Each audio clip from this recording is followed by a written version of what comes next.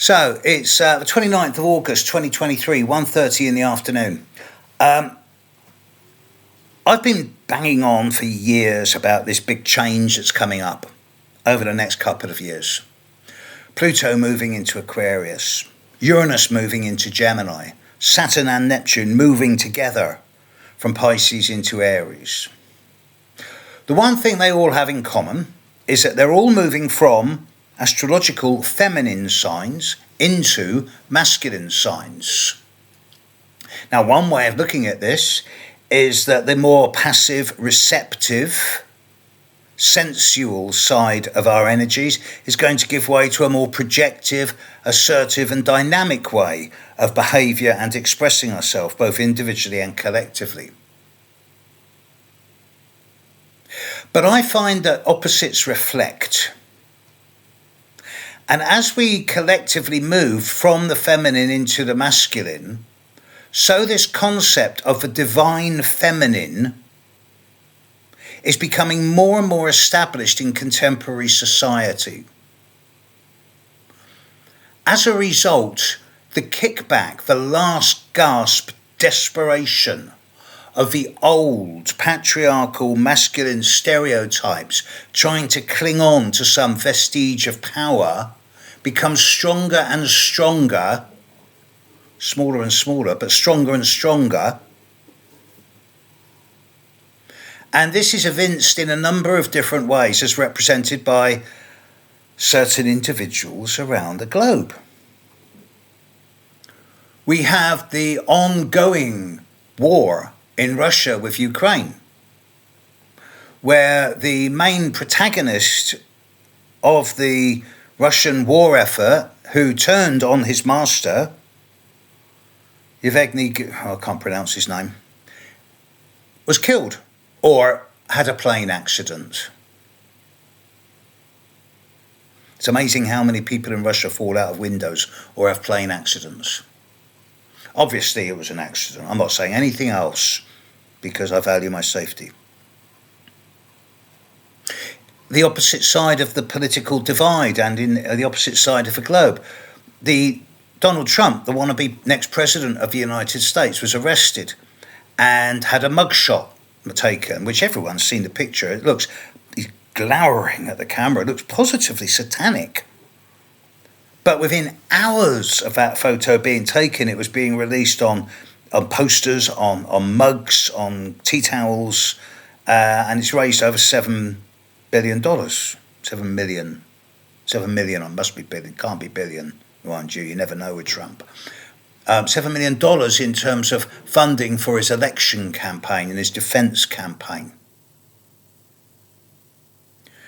In Spain, we have this crazy situation where one man has polarised the entire Me Too movement by his stupid and puerile actions, by kissing a woman full on in the lips without her consent. Everyone is outraged by it. He and his organisation are saying it was consensual and he's the innocent victim. Everyone else, all the female football players, both in Spain and in the world, many of the male footballers in Spain, the international football organisations, and nothing's come out of the football, many other trade unions, they're all saying this is the Me Too moment for Spain. But this guy, he's not going to resign. No, he's in the right. And then we have pictures of that lovely Mr. Elon Musk dressed in kind of full Viking stroke Spider-Man mode, getting ready to fight Mark Zuckerberg in a cage. Two dinosaurs, two monsters of social media trying to eviscerate each other. What is it with these men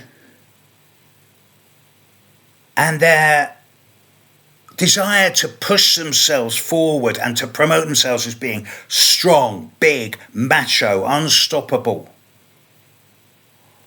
And what does this say about the role of men as we move forward into the next decade, the next 50 years, next 100 years.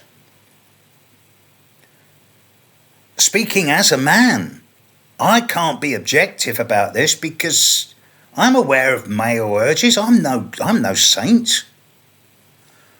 But there's something fundamentally wrong where a bunch of men feel they, at the very top of the corporate ladder or political ladder, feel they need to prove themselves by some type of display of macho-ness, whether it be in terms of fighting the legal systems in their country, fighting and killing people within their own country, fighting each other in cages or fighting women.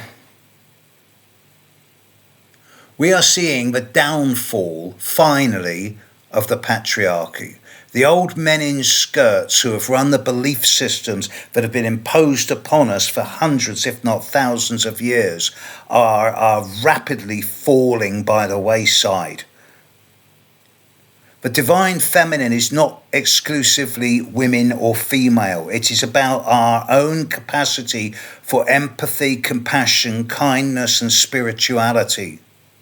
And a large number of men are waking up to these concepts and choosing to deliberately work with them whilst retaining their masculine energy and also accommodating their feminine energy. And more women are thriving with their feminine energy while being comfortable with their masculine energy as well. And this points to an accelerating move forward towards